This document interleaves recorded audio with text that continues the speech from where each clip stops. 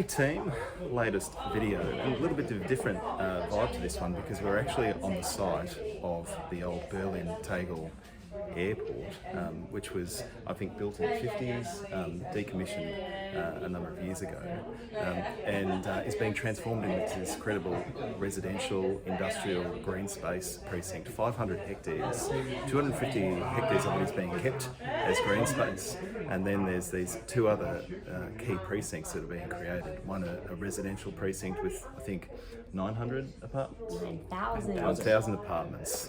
Factor of magnitude out there.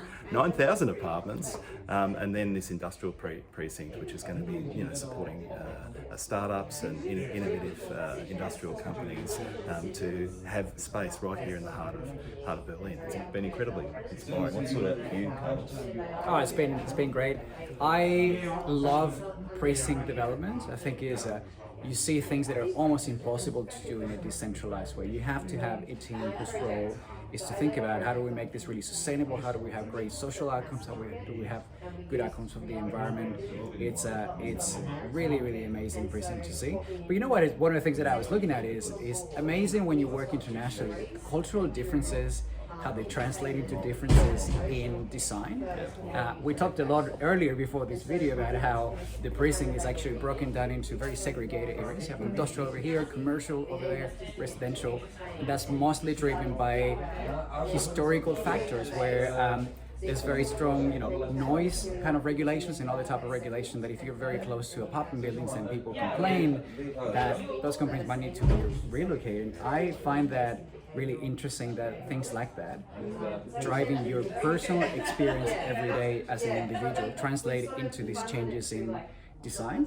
And they started the presentation by talking about how a lot of well-known, like household names that you would recognize, German manufacturers, have been driven out of the city for those precise reasons after the Second World War, I think. So companies like Siemens and all the kind of German technology companies we know don't have their bases inside Berlin anymore. They've moved out and sometimes relocated to other parts of Germany because of those reasons. So when we looked at the master plan for this, for the redevelopment of this, they were sort of like, yeah, it's very old-fashioned, but it's for a reason. So we don't, it's not conceived as a mixed-use precinct in the way that we, I think, now expect new development in Australia, but it's for those very important reasons. Yeah, and so another key theme that those of you who've been following our videos won't be surprised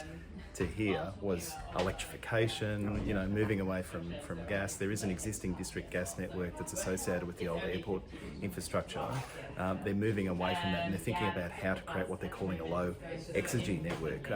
Back at the Steeble facility, we were talking about the role of networked heat through a building that could be boosted within particular apartments or within particular offices. They're effectively doing that on a precinct scale with this low exergy heat that's using waste heat, a range of different sources actually to create the heat at a lower temperature that then can be boosted where it's needed. I think you were pretty excited about that, Frankie. Yeah, I mean, that's what we were talking about the other day on a scale that I haven't seen before. Yep. So that low temperature network using a really diverse range of sources. Yep. So there was sort of it's a connection of heat pump, like different kinds of heat pumps basically, geothermal storage, so it's air to air, water to water, then geothermal. I think there was another one.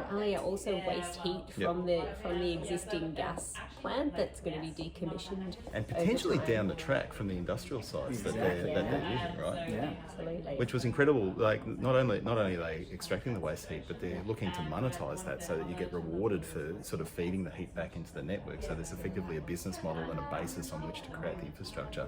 How are they going to meter that? I want to dig into a little bit, but particularly with the diversity of waste heat sources and heat sources, but it's such a cool idea. Yeah, stay tuned. So thermal energy feed-in tariffs, basically. Indeed. And so, the idea of connecting this low temperature network, which could be used for space heating in a lot of the buildings, particularly the apartments being developed, but then having that connected to what they were calling a heat pump field or something like exactly. that. So another area where they're going to have like a lot of basically district-sized heat pumps to deliver domestic hot water to the users in the 9,000 social housing apartments that are going to be developed. You know what else was very unique to me? I haven't seen this before because I've actually never been involved in a precinct working over 30 years, a 30-year pipeline, which takes us from today to net zero by 2050 or before in the case of Germany. And so them having to plan this, having an idea of what we think is going to happen in the next 10 years, but also being ready for all the things that are going to change in unpredictable ways in the next 2 to 3 decades. That's fascinating to me. Our precincts, I've never been involved in anything that is more than maybe 10 years, like Barangaroo. That's about how high it goes. And I find that fascinating. Lots of lessons that are going to be coming out of this in the next decade, and probably something that we should keep an eye on, this specific precinct, for the next 20 years. Yeah, they said 2040 that everything would be delivered by. I think the other environmental aspect of this that I wanted to touch on was the idea of this being called a sponge city. So it being an airport or a decommissioned airport, you can imagine a lot of hard concrete surfaces covering pretty vast sort of expanses of areas. So they've really thought deeply about water management here, and having a lot of, when they're reintroducing biodiversity and green spaces here, that's connected to like a large kind of centralized water management system where they're trying to capture a lot of that water. It's going to, have used for all the energy that we're talking about on site, as well as other things, and that's also just on a scale that I don't think we see very often either. Well, there's a really strong integrated approach to sustainability across all the different elements of environmental sustainability as well as social sustainability, thinking about, creating spaces for people. There's a whole governance and corporate structure associated with this, which was fascinating, effectively creating a corporation wholly owned by government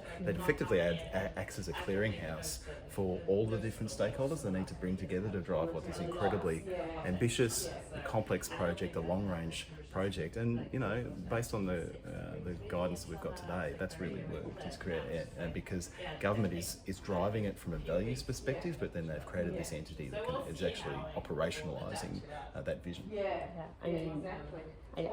I'm not aware of anything like that in Australia where the government's basically retaining ownership of the land. So everything that's going to be done here is on leaseholds of 99-year leases, which is very, very interesting.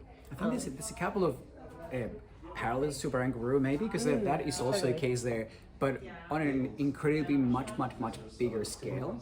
So a lot of things are kind of mind-blowing just because of that scale. But I do think that maybe Barangaroo shares a couple of elements like that in terms of not completely selling the land forever, but having these long-term leases as well. It's definitely the closest example I can think of in the Australian context, for sure. All right, well, that's some of the key insights that we got from our time at Tegel. We want to thank the folk that are wandering around in the background. You can hear their voices in German. They're putting up with us filming a video in their room here. We should get out of here and get to the next meeting. I think there's a lot to learn. Precinct approach is so important as we move through this transition. We can't just do it building by building. We've got to think at a precinct level to drive change at the kind of scale that we want. And Tegel is definitely one to watch in terms of that broader global movement. So we'll see you soon.